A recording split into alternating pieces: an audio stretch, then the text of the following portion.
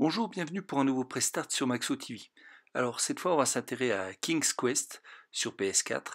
Alors c'est bien, vous ne rêvez pas, c'est bien l'adaptation ou le nouvel épisode, je sais pas comment il faut le dire, de l'ancien King's Quest.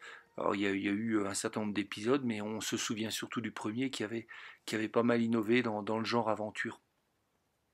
Alors ce titre, donc c'est Sierra qui est toujours aux manettes, et ils ont décidé de relancer un petit peu la licence. Alors, pour tout vous dire, et vous le verrez dans notre test, les choses ont un peu changé. C'est-à-dire que c'est toujours de l'aventure, il y a toujours des objets à récupérer, à combiner éventuellement, à donner ici ou là, il y aura aussi un certain nombre de dialogues.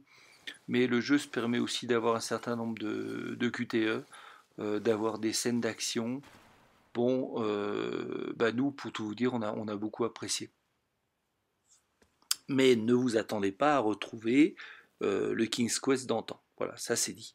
Ensuite, vous pouvez le voir là, graphiquement, le jeu est magnifique. Les décors ont été peints à la main. Et là, on s'aperçoit vraiment que, bah, quand même, la patte humaine, ça a du sens. Et regardez un petit peu tous les décors, regardez les éclairages. Bref, vous allez en prendre plein les mirettes. Et on a vraiment adoré. Vous avez vu les animations de la cape aussi qui sont vraiment bien faites. Alors, on vous fait un petit pré-start aujourd'hui parce que dans ce genre de jeu, si on vous montrait un peu trop de choses, ça serait un petit peu embêtant quand même parce que l'intérêt c'est quand même dans la découverte. Donc là, voilà, on s'aperçoit qu'il faut tirer sur le matelas pour pouvoir dégoter une porte juste derrière, toute petite porte.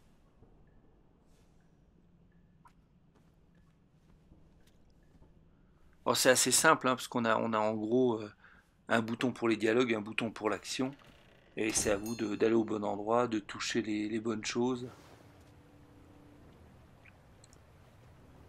Alors, vous aurez parfois certaines scènes un petit peu figées, puis d'autres fois des scènes comme vous pouvez le voir ici, avec du mouvement, c'est-à-dire que vous avez un scrolling qui va avec votre personnage.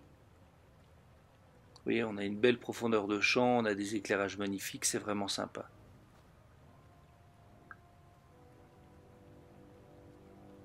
Tout au long du jeu, vous aurez donc un certain nombre d'énigmes, et puis ce que l'on répétera dans notre test, c'est qu'il y a plein de façons d'aller au bout de l'aventure, c'est-à-dire que vous allez pouvoir privilégier une voie plutôt qu'une autre, et aider plutôt un personnage qu'un autre, mais ça ne vous empêchera pas de pouvoir résoudre les énigmes. Vous n'êtes pas obligé de tout faire, mais ça assure une belle rejouabilité à l'ensemble de fait.